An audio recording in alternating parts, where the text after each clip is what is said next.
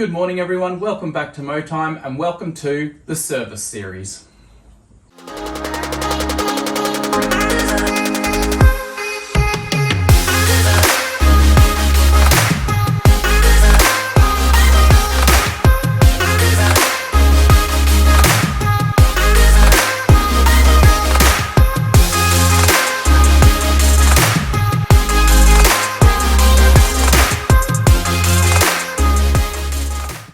Alright, so the service series is going to be a little mini series on how to service your equipment at home. So why I brought this up is because we're getting a lot of rain through Brisbane at the moment and we're going into growing season, and now is the perfect time to make sure your equipment and engines are serviced, ready for the growing season. So it's the perfect time to get into the shed and service my equipment just because it's due.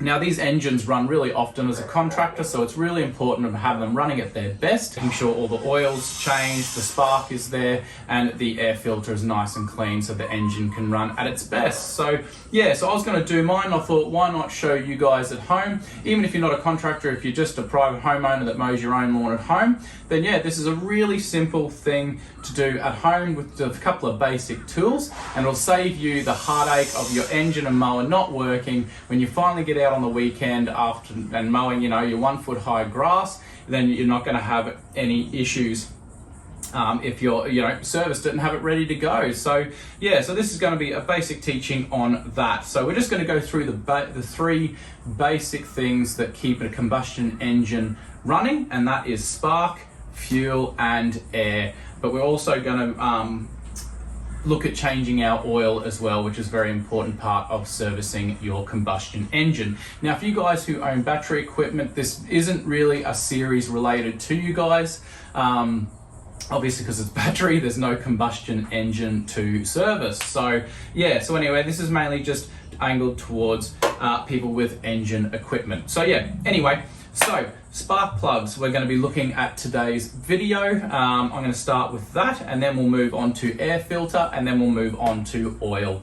Now fuel, it is part of the engine, a vital part of the engine actually running. But there's not a lot to do with that in the way of servicing sort of thing. Just of course always make sure you've got clean fuel, and ideally you don't want to empty the last tiny bit of fuel in your jerry can into your engine, because there's always that risk that anything in your jerry can is sitting in the bottom of the jerry can, and if you tip that last bit of fuel out, that means any rubbish that is sitting there can go into your fuel tank and then cause you issues in your engine. Anyway, let's move on to the spark plug. So we're going to be doing the spark plug today.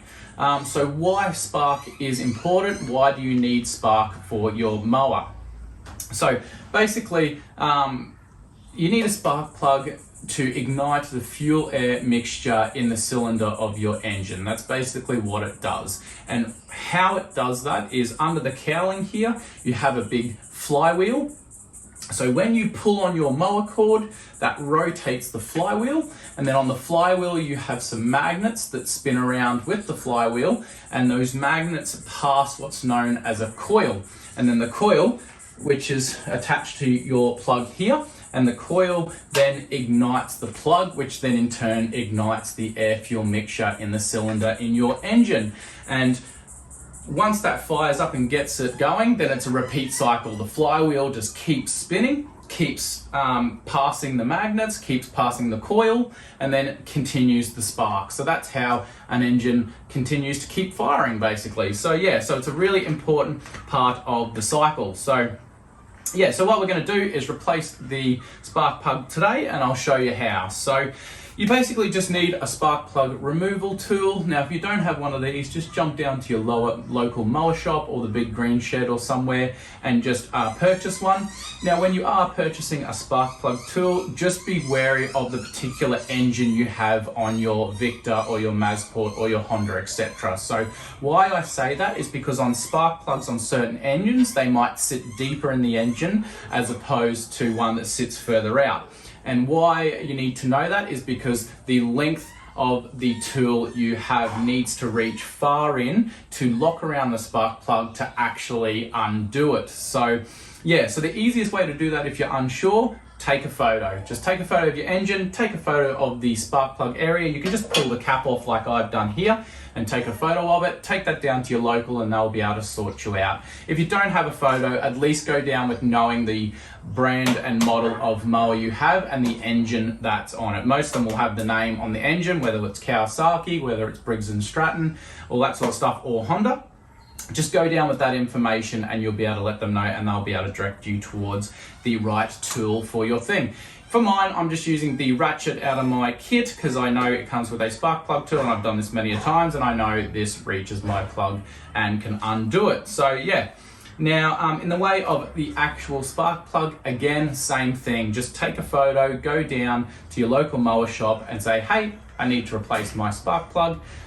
You know, which one do I need? And they'll be able to give you the right plug. I'm going an NGK plug today. There's a few brands on the market, but they all basically do the same thing, create spark. So I just always gone with NGK, so that's what I've always done. So we've got one of them today to replace it. Now, what I'll talk about next is common signs that your spark plug needs replacing. So the real common ones and a bit easier for a homeowner to notice is like, well, the real common one is your engine won't fire. You can keep pulling away to your heart's content, but it won't fire. That is generally the real common sign that you are not getting any spark, hence the engine is not, well, the air fuel is not firing. So yeah, that's one cause. The second cause can be your engine actually fires, but as you're mowing, it's losing power up and down really quickly. That's another common sign that your spark plug is not firing, because as I talked about earlier, the flywheel is spinning around really quick, igniting the magnet and the coil. But yeah, if you're not getting the right spark, then your engine is not going to be running at its optimal the whole time. Now, the other common one to find out as well is when you're pulling your pull cord. So if you're having to pull it harder and for longer times to get the engine to fire as opposed to, you know, a couple of months ago, then that is also a common sign that your spark plug is not firing at its best and it's not firing enough to actually get the engine turning over and running. So yeah, they're the sort of common ones. Now there is another one, and it's not often picked up from just a homeowner doing their lawn because they don't use their mower every day, and that is you're burning through more fuel than usual. So your tank's running out of fuel way faster than it normally would. And as I mentioned, you wouldn't really notice that if you're only using your mower at your own private residence, as opposed to contractors and stuff who are using the mower every day, and they kind of get a gist on how long they know a tank of fuel will last them. So yeah, that's another common sign as well. So yeah, just keep an eye out for those things. Now the other way to check is actually pulling out your spark plug and having a looking at. Spark plugs get dirty, and once you pull your plug out, I'll show you on here actually. So once you pull your plug out, you'll see at the end of the tip, pop this cap off, it's a very, very, very small gap between there that fires. So something like that can get dirty really easily, really quickly, and if all that gets really mucky and dirty, then it has a hard time sparking there. So that's another really common sign.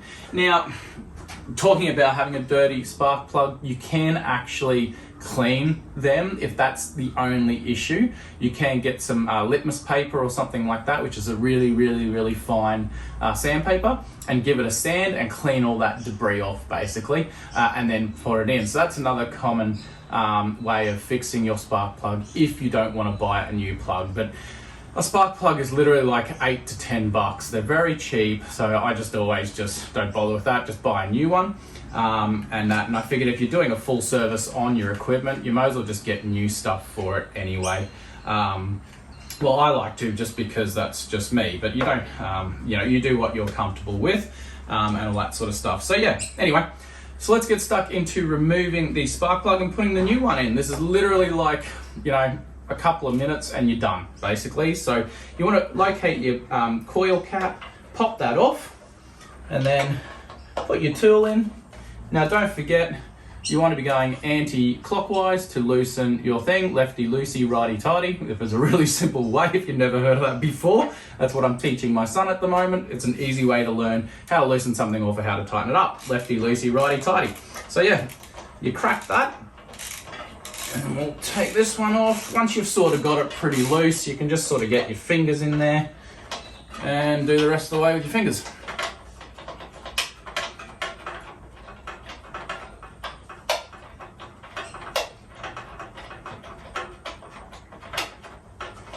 Now the ones on the Hondas, like the 216 I got here, are really long. You generally might not have a plug with that long a thread. It'll probably be like only half the distance if you've got a Victor or a Mazport or something like that. But with the Hondas, they run a really long plug, so it might take a bit longer to screw out.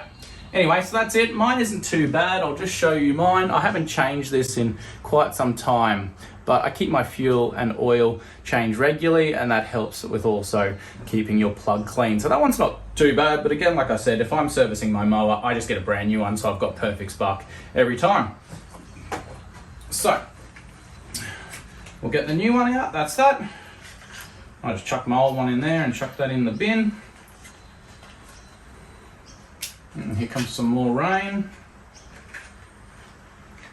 Throw that down there for now. So yeah, new plug goes in. Now, just be cautious. I will mention when you're putting your spark plug back in that you're actually in the thread. It should wind in really easily to begin with. If you're having any difficulty straight off the bat, you might not be in the thread and you might ruin your thread. So just be careful you don't destroy it. So just, yeah, make sure look at the cylinder if you can and look at the angle and just make sure you put your plug in the same angle, or just take note of the old plug you pulled out. Notice the angle that you're pulling it out at and make sure you put the new one in at the same angle. So these ones are normally pretty loose. You can just finger tighten them all the way till they get to the end, and then pretty much always once they hit the actual cylinder, like now, then you need to use your thingy. All right, so now we're going clockwise to tighten it. Now, when it comes to tightening, this is really important. When it comes to tightening your spark plug, it does not need to be very tight. Don't go to town on it and do it up as tight as your muscles can do it. It doesn't need that. It only just needs to be a quarter turn tight, like that, and done. Leave it at that. Do not over tighten the spark plug. It can also damage the thread as well, so just be wary of that when you do change it. But that's it. Spark plug's now in. We pop our cap back on, and we're done. New spark plug is in place.